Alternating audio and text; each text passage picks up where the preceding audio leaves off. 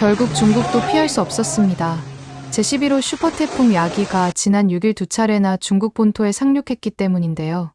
태풍 야기는 6일 오후 4시 20분경 중국 남부에 위치한 하이난섬 원창시 해안에 상륙한 이후 같은 날 오후 10시 20분에는 광둥성에 위치한 슈어년에 다시 상륙했고, 이로 인해 중국의 하이난, 광둥, 광시성에서는 엄청난 피해가 발생되었습니다.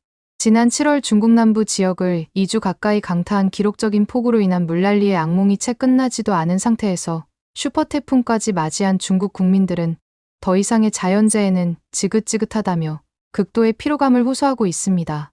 이런 와중에 중국 내부에서는 정부 측의 대응이 과연 적절한지에 대한 의문을 제기하는 사람들도 점점 늘어가고 있는 상황인데요. 최악의 상황이 벌어지고 있는 지금, 중국 내부에서는 어떤 일이 벌어지고 있는 건지 함께 알아보러 가실까요? 잠깐 1초 만에 누를 수 있는 좋아요 버튼만 눌러주시면 영상 제작에 큰 힘이 됩니다. 안녕하세요. 저는 중국의 한 국영 방송국에서 뉴스 앵커로 일하고 있는 왕림혜입니다. 34살의 나이로 어느덧 10년 가까이 이 일을 해오고 있네요. 여러분들도 아시다시피 제가 살고 있는 중국이라는 나라는 워낙 검열을 엄격하게 하다 보니 제가 어느 방송국에서 일하는지 제 본명이 무엇인지는 말씀드릴 수 없어요. 너그러이 이해해 주시길 바랍니다. 현재 이 상황들을 제가 살고 있는 중국에서는 털어놓을 수 없어 누구라도 들어줬으면 해서 이렇게 글을 쓰게 되었습니다. 요즘 중국의 상황이 정말 심각합니다. 특히 11호 태풍 야기 때문에 큰 혼란을 겪고 있답니다. 이 태풍이 얼마나 강력한지 아시나요? 중심부근 최대 풍속이 시속 245km에 달해요. 전문가들 말에 따르면 올해 발생한 태풍 중 두 번째로 강력한 슈퍼 태풍이라고 하더군요. 태풍 야기는 지금 중국 남부를 강타하고 있어요. 특히 하이난섬과 광둥성 지역의 피해가 심각합니다. 하이난섬에서는 건물 유리창이 깨지고 나무들이 뿌리째 뽑혀 날아가고 있거든요. 40만 명이 넘어가는 엄청난 수의 주민들이 대피할 정도이니 말다 했죠. 그뿐만이 아니에요. 광둥성에서는 강한 폭우로 인해 도로가 순식간에 강으로 변해버렸고 그 많은 차들이 다들 물에 잠겼다니까요. 홍콩도 태풍의 영향권에 들어가는 바람에 증시가 휴장되고 학교에 휴교령이 내려졌어요. 항공편 대부분이 취소되었고 홍콩과 마카오, 주하이를 잇는 강주하오 대교도 폐쇄됐죠. 이렇게 심각한 상황인데도 중국 뉴스에서는 이런 실상을 제대로 전하지 못하고 있습니다. 대신 정부가 체계적으로 대응하고 있으며 국민 여러분은 안심하셔도 됩니다 라는 식의 말만 반복하고 있죠. 실제로는 많은 사람들이 집을 잃고 생계를 위협받고 있는데 말이에요. 태풍으로 인한 경제적 손실도 당연히 엄청날 거라고 생각합니다. 하지만 저희가 이런 내용을 언급하기에는 현실적으로 어렵습니다. 그 이유는 말 안 해도 다 아실 거라고 생각해요. 아무튼 태풍 야기의 위력은 정말 대단합니다. 필리핀을 강타했을 때는 22명이 목숨을 잃었고 60만 명의 이재민이 발생했거든요. 그리고 바다를 건너오면서 오히려 세력이 더 강해졌어요. 해수면 온도가 거의 30도에 육박할 정도로 높다 보니 태풍이 에너지를 계속 공급받은 거죠. 전문가들 말로는 이번 태풍이 2018년 중국을 강타한 태풍 망쿠보다 더 강력할 수 있다고 하더군요. 망쿠 때는 수백만 명이 대피하고 수십 명이 목숨을 잃었는데 이번에는 더 심각할 수 있다는 거죠.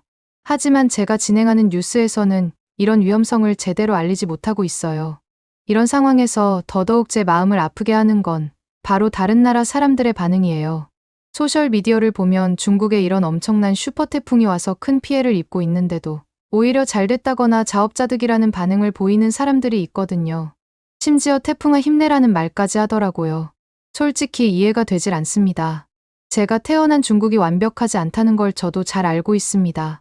정부의 정책이나 행동에 문제가 있다는 것도 당연히 인정하고요. 하지만 그렇다고 해서 일반 시민들이 고통받는 걸 보고 기뻐한다니 이건 너무하지 않나요? 태풍으로 집을 잃은 사람들, 사랑하는 가족을 잃은 사람들의 아픔을 생각해보세요. 그들에게 무슨 잘못이 있겠어요? 그저 중국에 태어났다는 이유만으로 그런 고통을 받아야 하나요?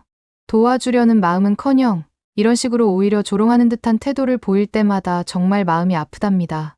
물론 중국의 인구가 많다 보니 특이한 사람들도 많아서 중국의 이미지가 결코 좋지 않을 순 있지만 부디 이럴 때만큼은 저희 중국을 도와주시길 부탁드립니다.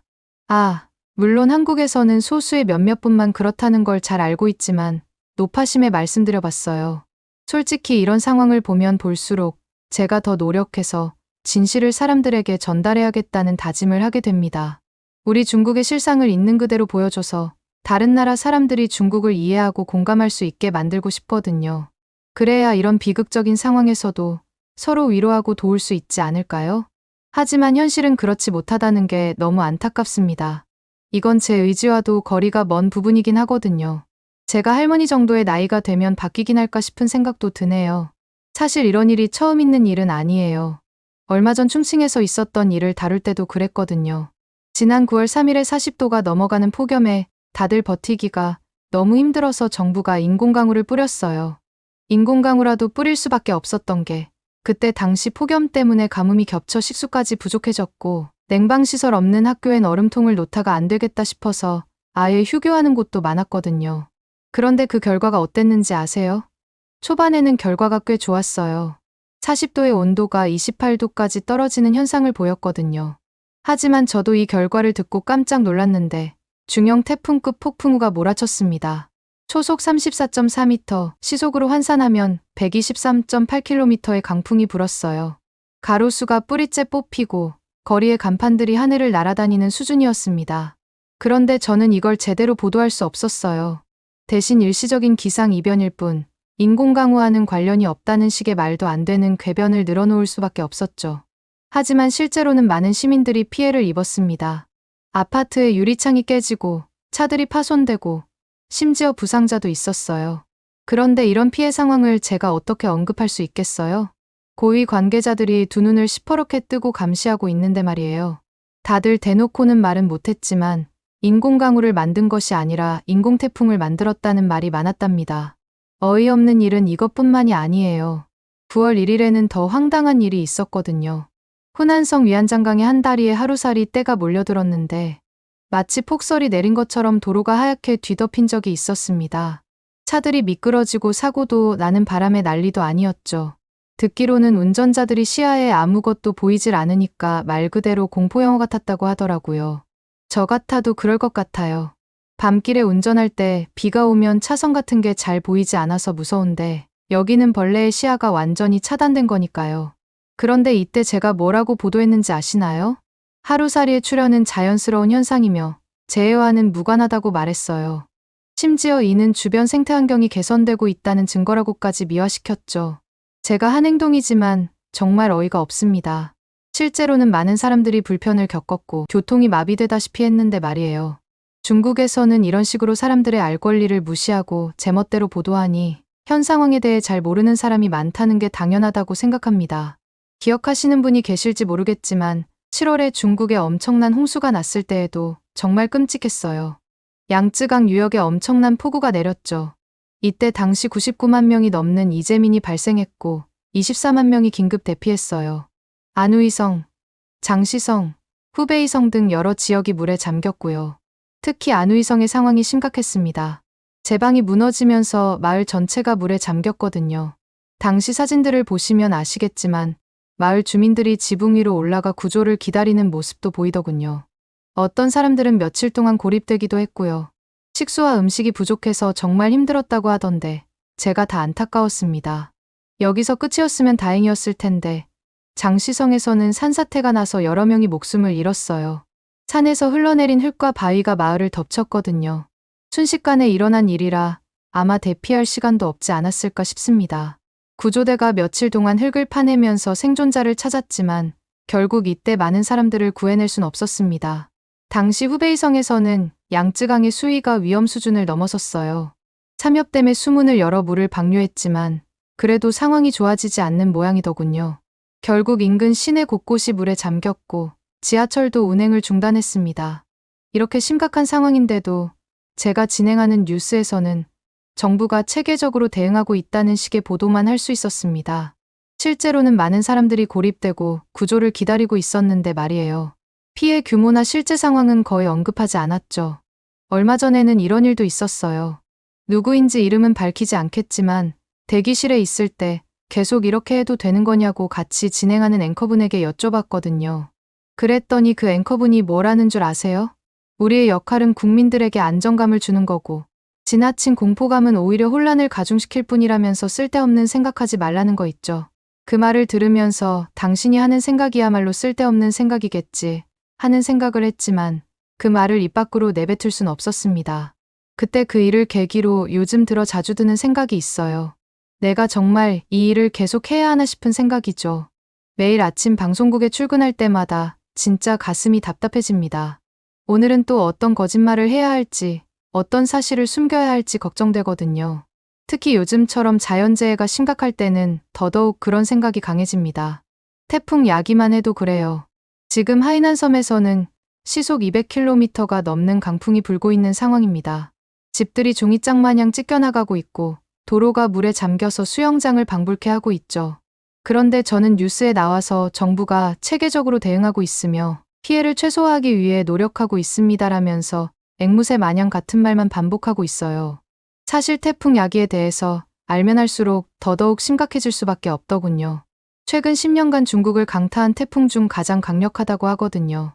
아니, 야기라는 이름이 일본에서 염소라는 뜻으로 제출한 거라는데 왜 이렇게 센 건지 정말 이해가 안 될 따름입니다.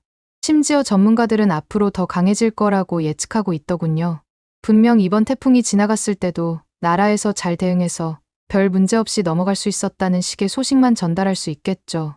사실 이런 상황들을 계속 겪고 있다 보니 저는 다른 나라들도 똑같나 싶어서 외신 보도도 찾아보고 있습니다. 직업이 직업이다 보니 모니터링이 필요하기도 하고요. 그런데 멀리 갈 곳도 없이 얼마 떨어져 있지도 않은 한국에서는 모든 내용들을 있는 그대로 보도하는 모양이더군요. 좋은 일도 나쁜 일도 숨김없이 말이죠. 심지어 정부를 비판하는 내용도 자유롭게 보도하는 것 같던데 그런 문화가 참 부럽습니다. 특히 자연재해 관련 보도를 보다 보면 제가 살고 있는 중국과 많은 게 다르다는 게 느껴지는데요. 한국도 태풍의 위협을 받고 있지만 모든 정보를 투명하게 공개하더군요. 예상 경로, 예상 피해, 대비 방법 등을 상세히 알려주는 건 기본이고요. 반면 저희 중국은 어떤가요? 걱정하지 마세요. 모든 게 통제하에 있습니다라는 말만 반복하고 있는 상황이죠. 사실 중국의 이런 심한 강도의 검열은 어제 오늘의 일이 아니에요. 제가 태어났을 때부터 이런 식이었으니까요. 하지만 최근 들어 더 심해진 것 같아요. 여러분도 아시다시피 지금은 2024년이잖아요. 전 세계가 빠르게 변해가고 있는데 마치 북한처럼 여전히 국민들의 눈과 귀를 가리려고만 한다니까요. 여러분들은 이게 맞다고 보시나요? 요즘에 제가 자주 하는 상상이 있어요. 만약 제가 알고 있는 모든 것을 있는 그대로 뉴스에 내보낼 수 있다면 과연 어떻게 될까 하는 상상이죠. 국민들이 진실을 알게 된다면 잠깐의 혼란은 생기겠지만 그래도 오히려 더 좋은 결과를 가져오지 않을까요? 뭐든지 과도기에는 혼란스러울 수 있는 법이니까요. 물론 제가 말씀드렸다시피 이건 상상에 멈춰야 한답니다. 이 상상을 현실에서 그대로 실천했다가는 저뿐만 아니라 저희 가족들까지 위험해질 수 있거든요. 그리고 한국에 대해서 부러운 점이 또 하나 있어요. 바로 한국은 다른 나라들에 비해 자연재해의 위협을 크게 받지 않는 것 같다는 거죠. 물론 한국도 나름대로의 고충은 있을 거라고 생각해요. 태풍이나 폭우도 당연히 만날 수밖에 없을 거고요. 그래도 제가 살고 있는 중국처럼 심각한 수준은 아닌 것 같더군요. 저희는 태풍, 홍수, 가뭄, 폭염, 대기오염까지 온갖 재해에 시달리고 있으니까요.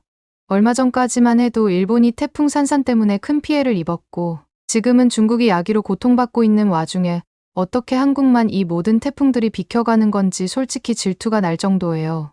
나중에 언젠가 이 일을 그만두게 되면 한국으로 이민 가고 싶다는 생각까지 들 정도랍니다. 그만큼 한국이 부러운 나라라는 저만의 표현이니까 이해해주세요. 최근 들어 이런 자연재해가 더 빈번해지고 강력해지는 것 같아 걱정이에요. 아무래도 기후변화의 영향이겠죠. 하지만 중국 정부는 이 문제에 대해서도 제대로 된 대책을 내놓지 않고 있어요. 그래놓고선 국제사회에 가서는 다른 나라 탓만 하기 바쁜 게 현실이죠. 솔직히 이런 중국에 살면서 제가 할 수 있는 게 있긴 한 걸까요? 제가 대본이라도 써놓으면 그 대본을 검열받고 내용을 수정당하거든요. 어쩔 때는 제가 쓴 대본이 완전히 다른 내용으로 바뀌기도 한답니다. 한 번은 이런 일도 있었어요. 태풍 야기가 접근하고 있을 때 저는 대본에 이번 태풍은 매우 위험하니 주민들은 즉시 대피해야 합니다라고 작성했더니 방송 직전에 대본이 바뀌어 있더군요. 정부의 지시에 따라 질서 있게 행동해 주시기 바랍니다로 말이에요. 이럴 때마다 정말 수많은 생각이 든답니다. 이렇게 한심한 중국과는 다르게 한국으로부터 엄청난 소식 하나를 들을 수 있었습니다. 이 소식 속에는 중국의 부끄러운 모습이 보여서 속상하지만 그래도 여러분께는 꼭 전달해드려야 할 것 같아요. 아무튼 이 이야기를 좀 더 자세히 전달해드리기 위해 제 이야기는 이만 줄이겠습니다.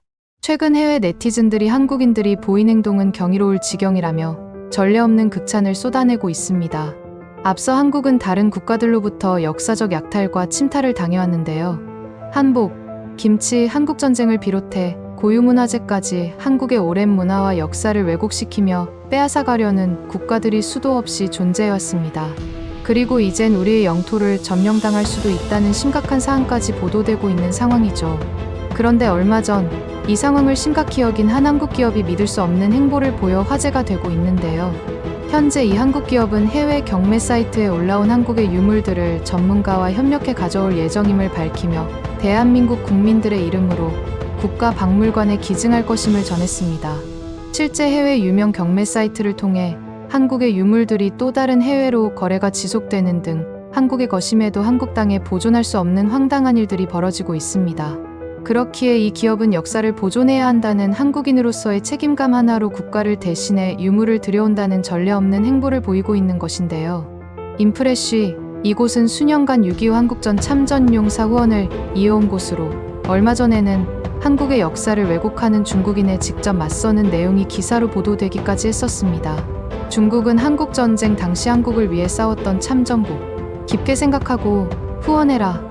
이 중국인은 참전국에 왜 중국이 빠졌냐며 황당한 주장을 펼쳤고 당시 인프레쉬는 분노를 금치 못하며 중국 14억 인구가 한국에 와도 역사는 바뀌지 않는다라는 공식적인 피드백으로 한국인들에게 사이다를 선사했습니다. 그리고 오랜 고민 끝에 더 이상의 역사 왜곡과 침탈을 방지하고자 한국의 유물을 들여온다는 실질적인 방법을 생각해낸 것입니다.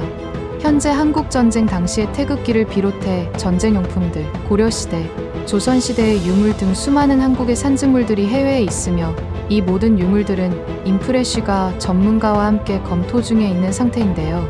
실제 인프레쉬는 기업명이 아닌 한국인들의 이름으로 국내를 비롯한 세계 참전용사들에게 후원하고 있습니다. 참혹한 환경에 거주하는 참전용사를 위해 주거 개선, 전자제품, 식비 등을 지원하고 있고 극빈한 삶을 사는 에티오피아, 필리핀, 태국 참전용사에게 찾아가 헌신의 은혜를 갚아나가고 있습니다. 이렇듯 수년간 밟아온 후원 행보가 있었기에 이 프로젝트가 더욱 기대되는 상황인데요. 현재 인프레쉬는 많은 한국인들과 함께 또 한 번의 대담한 행보를 시작하기 위한 준비를 하고 있습니다. Things to Remember, 기억이란 주제로 한국을 비롯한 전 세계 참전용사들의 헌신을 잊지 말자는 메시지를 담아 후원 볼캡과 티셔츠를 출시했는데요. 평소에 착용하기 좋은 심플한 디자인으로 실제 수많은 한국인들이 구매를 통해 동참을 하고 있으며 태극기가 새겨진 볼캡과 티셔츠가 전 세계 각국의 참전용사들에게도 전달되고 있습니다. 또한 상품의 수익금 일부를 참전용사 분들에게 후원하며 모든 걸 동참해준 한국인들의 이름으로 전달하고 있습니다. 기적에 동참하는 한국인들은 어느새 수천 명에 이르렀고 그만큼 도움을 받는 참전용사들도 나날이 늘어가고 있는데요. 한국 역사의 진심을 보여주는 인프레쉬의 많은 응원 부탁드리며 여러분들의 많은 동참 부탁드리겠습니다. 오늘의 사연은 어떠셨나요? 오늘의 사연이 마음에 드셨다면 좋아요만 한번 눌러주세요. 1초밖에 안 걸리지만 좋아요를 한번 눌러주시면 더 좋은 사연을 소개해드리는데 큰 힘이 된답니다. 긴 영상 시청해주셔서 감사합니다. 오늘도 행복한 하루 보내세요.